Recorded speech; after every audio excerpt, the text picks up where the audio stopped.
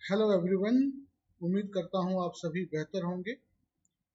Civil services examination की तैयारी आप सभी की एक हेल्दी डायरेक्शन में चल रही होगी। मैं अंशुमान सिंह इजी मेंटोर्स के प्लेटफॉर्म पर आप सबका मैं स्वागत करता हूँ। इस एक सेशन में हम 2025 के कुछ एक सिग्निफिकेंट इकोनॉमिक इश्यूज का डिस्कशन डिस्कस करने की कोशिश करेंगे। रही बात इस एक पर्टिकुलर सेशन की, तो मैं इस सेशन में अभी 2025 में गवर्नमेंट ने जो एक डिसीजन लिया है, इनफैक्ट गवर्नमेंट मैं क्या कहूँ, उसकी जगह पे मैं कह सकता हूँ नेशनल स्टैटिस्टिकल ऑफिस, राष्ट्रीय सांख्यिकी कार्यालय के एक संस्था द्वारा इंडिया के बेस ईयर को, आधार वर्ष को रिवाइज करने का डिसीजन लिया गया है। जो कि ये एक ऐसा डिसीजन है जो हमारे इंडियन इकोनॉमी सब्जेक्ट के कई इश्यूज की डेटाज या आंकड़ों को चेंज करने वाला है।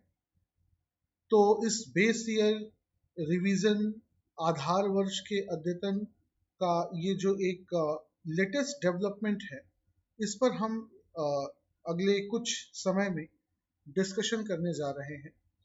तो आइए हम समय को बिना गंवाए हुए इस मुद्दे की चर्चा को शुरू करें। डिस्कशन को शुरू करने से पहले मैं चाहूँगा कि आप सभी हमारे इस एक नई मुहिम का हिस्सा बनने के लिए, हमारी इस नई मुहिम से जुड़ने का भी प्रयास करें। इजी मेंटोर्स के प्लेटफॉर्म पर हम कुछ एक इस सिविल सेवा की प्रिपरेशन की तैयारी करा रहे कुछ गिने चुने मैं कह सकता हूं कि शिक्षकों ने मिलकर, टीचर्स ने मिलकर एक इस प्लेटफॉर्म पर अपना कंट्रीब्यूशन देने का डिसीजन लिया है, जिस प्लेटफॉर्म का नाम इजी मेंटोर्स है। और जैसा आप देख रहे हैं कि आने वाले कुछ ही दिनों में हम सिविल सर्विसेज एग्जामिनेशन आईएएस का फाउंडेशन बैच लेकर आपके सामने आ रहे हैं अपकमिंग ईयर 2026 के लिए। और हमारे बैचेस जो हैं वो हिंदी और इंग्लिश दोनों मीडियम में होंगे। तो आप सबसे मैं गुजारिश करूंगा कि बिना किसी समय को गंवाए हुए और एक डायरेक्टिव अपनी प्रिपरेशन को एंश्योर करने के लिए आप हमारी टीम से जुड़िए। हम आपकी ज़रूरतों को पूरा करेंगे और कहीं ना कहीं एक दूसरे की, हमारे जो एम्बिशंस हैं, उन दोनों एम्बिशंस को पूरा करने में हम सभी, आप स्टूडेंट्स को और आप स्टूडेंट्स हम सभी शिक्षकों को कहीं ना कहीं एक दूसरे के साथ मदद करने में कंट्रीब्यूशन देंगे। तो आइए अब हम आते हैं अपने एक्चुअल सब्जेक्ट पे। जैसा मैंने बताया कि जो एक 2025 का बड़ा डिसीजन रहा है, वो रहा है बेस ईयर को, आधार वर्ष को रिवाइज करने का। तो सबसे पहले हम ये जानने की कोशिश करेंगे दोस्तों कि ये बेस ईयर का सब्जेक्ट क्या है। Actually what is base year?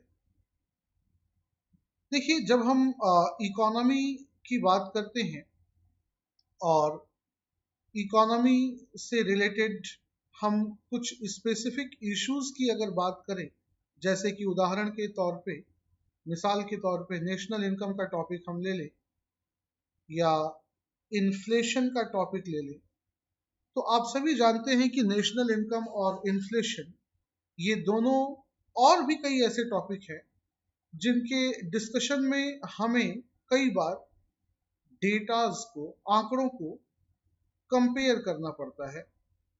जैसे कि नेशनल इनकम में अगर हम जीडीपी की ही बात करें, तो जीडीपी के लिए हमें गुड्स एंड सर्विसेज के मार्केट प्राइस का डेटा कलेक्ट करना पड़ेगा। और अगर हमें ये बताना है कि किसी भी दो फाइनेंशियल ईयर के जीडीपी डेटा में क्या चेंजेस आए हैं। Let's say financial year 2 and financial year 3, दोनों फाइनेंशियल ईयर की अपनी कुछ ना कुछ जीडीपी रही होगी, और अगर हमें बताना है कि इन दोनों की जीडीपी में क्या डिफरेंस है, तो डिफरेंस बताने का मतलब हुआ दोस्तों कि कहीं ना कहीं हमें इन दोनों वर्षों की जीडीपी के आंकड़ों की, डेटास की कंपैरिजन करनी है। इसी तरीके से इन्फ्लेशन, जिसको हिंदी में हम मुद्रास्फीति कहते हैं, इन्फ्लेशन या मुद्रास्फीति की चर्चा में भी हमें अलग अलग गुड्स एंड सर्विसेज के मार्केट प्राइस का, यानी कि बाजार मूल्य का कंपैरिजन करना होता है, आंकड़ों की आपस में तुलना करनी होती है।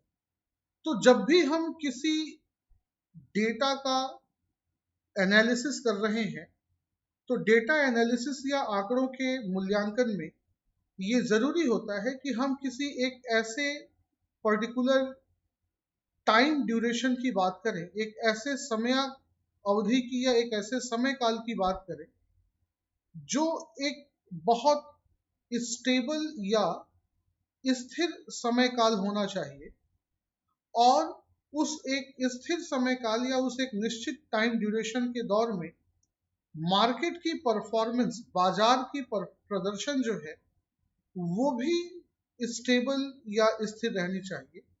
यानी एक बहुत स्टेबल कंडीशन वाले टाइम ड्यूरेशन को हम रेफरेंस या कह सकता हूं कि बेंचमार्क के तौर पे अपनाते हैं, और ये पता करने की कोशिश करते हैं कि उस बेंचमार्क या उस एक रेफरेंस टाइम ड्यूरेशन के दौरान क्या डेटाज, क्या आंकड़े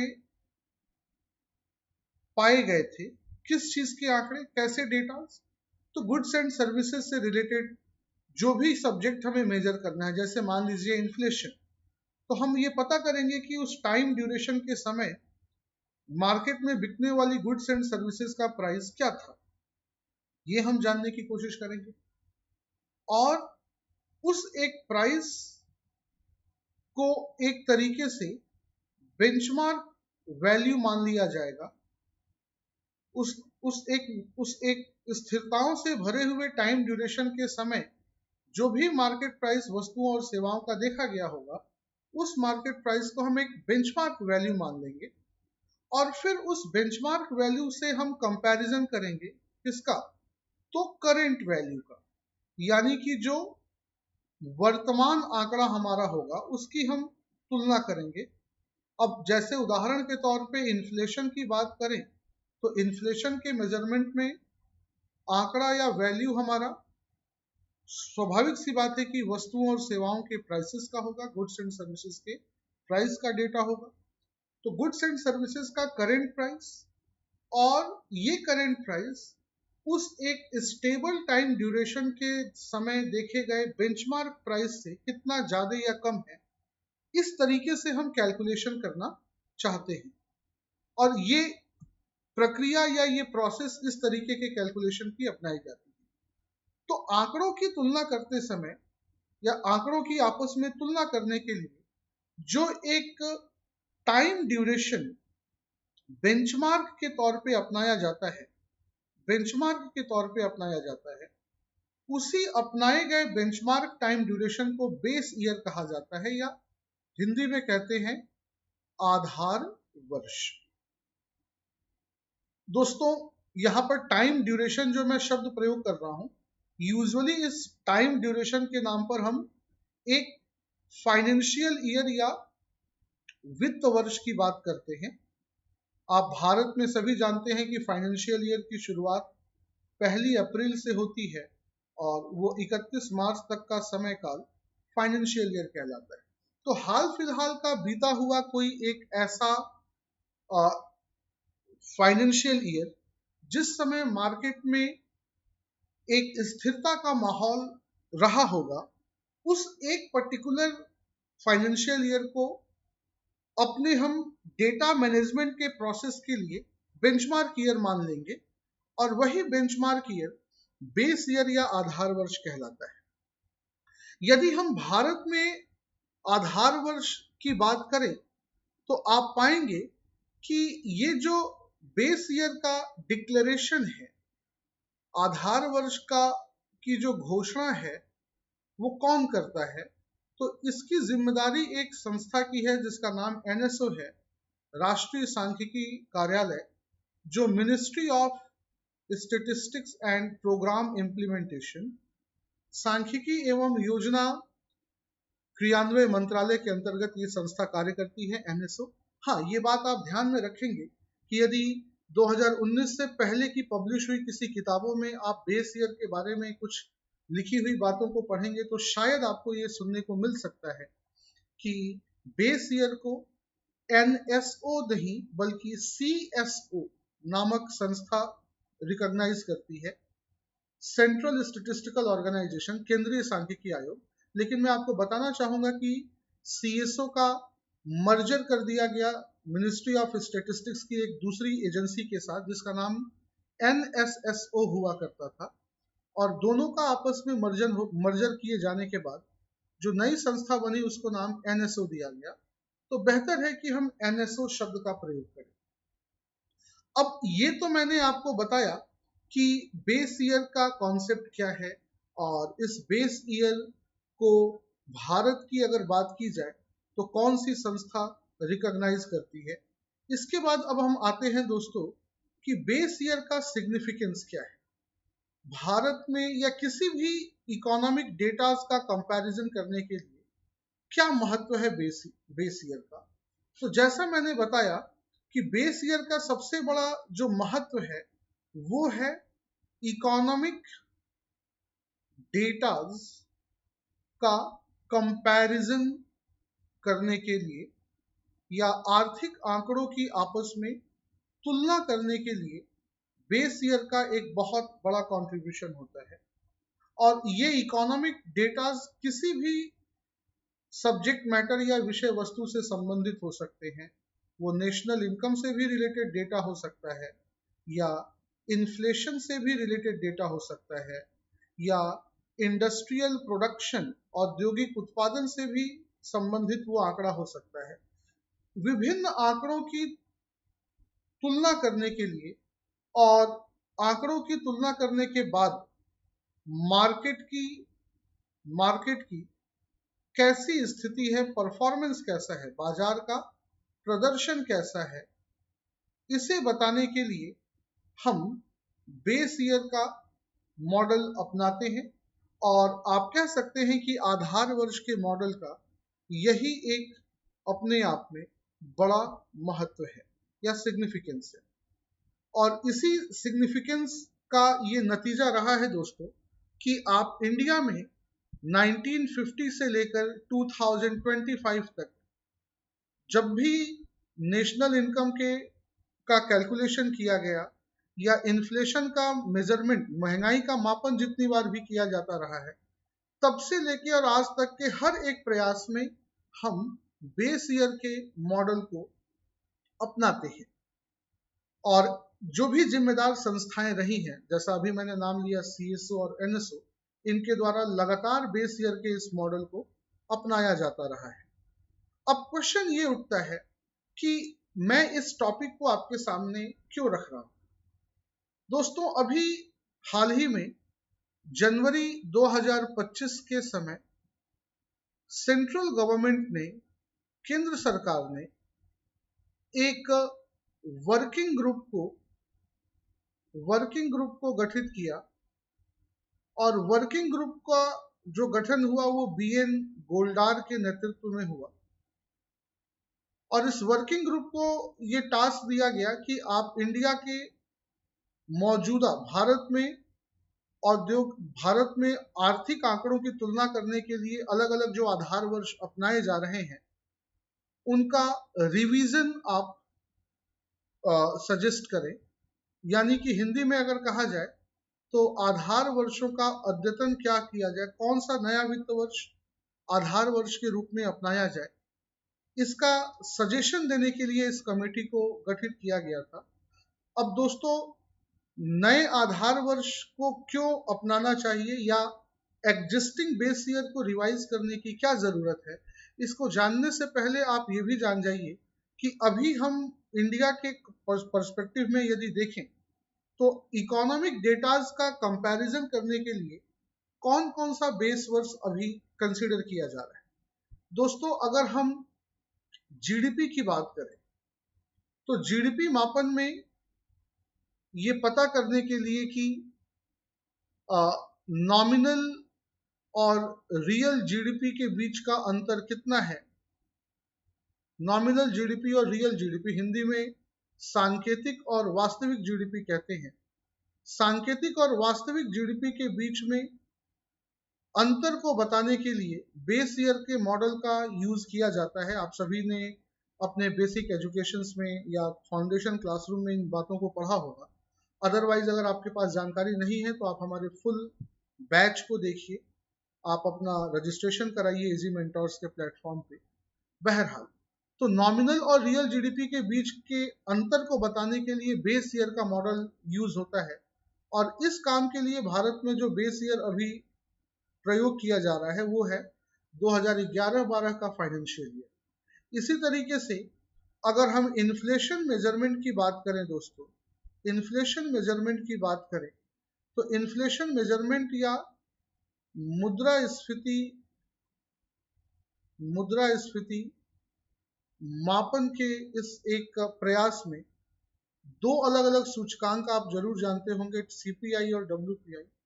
सीपीआई सूचकांक या सीपीआई इंडेक्स पर आधारित इन्फ्लेशन या मुद्रास्फीति का मापन करने के लिए जो एक बेस ईयर यूज हो रहा है मौजूदा समय में वो 2012 का वर्ष है, और डब्ल्यूपीआई इंडेक्स में जो बेस ईयर यूज किया जा रहा है 2011-12।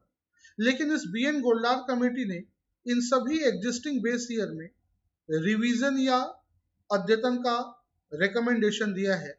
वो कौन से नए financial year as a base year declare किए गए हैं वो मैं अभी थोड़ी देर में बताऊंगा आपको, लेकिन आइए कम से कम 2-3 ऐसे बिंदुओं को देखें जो हमें ये बताते हैं कि बेस ईयर को रिवाइज करना क्यों जरूरत है। तो दोस्तों, जब भी इस प्रश्न को हम देखें तो सबसे पहला तो जवाब हमारा ये आना चाहिए कि for obtaining accurate information of data such as inflation और GDP whatever, हिंदी में कहा जाए तो आंकड़ों की सही जानकारी प्राप्त करने हेतु ये आवश्यक है कि बेस ईयर का रिवीजन होता रहे। अब देखिए कि इस बात को आप कैसे समझेंगे, एक्यूरेसी का क्या मतलब है। जैसे मान लीजिए, मैं एक उदाहरण से आपको समझा रहा हूं कि आपको ये पता करना है कि बाजार में महंगाई की दर कितनी है। एक एग्जांपल से समझिए, महंगाई की दर कितनी।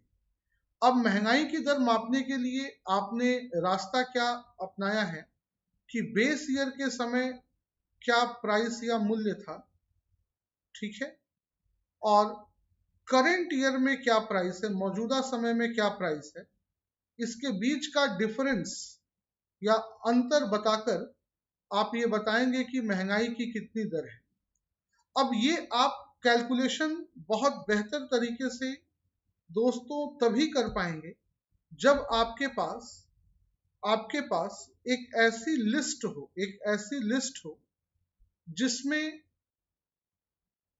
हर एक गुड या सर्विस का बेस ईयर प्राइस क्या रहा था उसका आंकड़ा उस लिस्ट में मौजूद हो, ताकि आप बेस ईयर प्राइस को कंपेयर कर सके करेंट ईयर प्राइस से या मौजूदा मूल्य से। उदाहरण के तौर पे देखिए कि अगर बेस ईयर बहुत पुराना अगर बेस ईयर होगा, उसका समय समय पर रिवीजन नहीं किया जाएगा, तो दिक्कत ये आएगी कि कई ऐसे गुड्स एंड सर्विसेज हमें ऐसे देखने को मिलेंगे जिनका बेस ईयर प्राइस पता कर पाना मुश्किल होगा, क्योंकि बेस ईयर इतना पुराना है जिस समय शायद वो गुड्स एंड सर्विसेज मार्केट में एग्जिस्ट ही ना करते हो, उदाहरण के तौर पे आप कुछ ऐसे समझिए, मान लीजिए अगर मैं 2000 और 2001 को अपना बेस ईयर मान लूं, हाइपोथेटिकली सोचिए, और मुझे 2025 में ये पता करना है कि ई कॉमर्स सेवा में कितनी महंगाई है। तो अब ई कॉमर्स सेवा का मूल्य 2001 के समय क्या था, यह बता पाना बहुत मुश्किल है, क्योंकि ये एक ऐसी सर्विस है जो 2001 के समय इंडिया के मार्केट में एग्जिस्ट ही नहीं करती थी। और जब बेस ईयर का प्राइस नहीं होगा तो हम मौजूदा प्राइस को फिर कंपेयर कैसे करेंगे, यानी कि मुद्रास्फीति मापन, या इंग्लिश में कहूं तो इन्फ्लेशन मेजरमेंट का जो हमारा पर्पस है, वो पर्पस डिफीट होगा।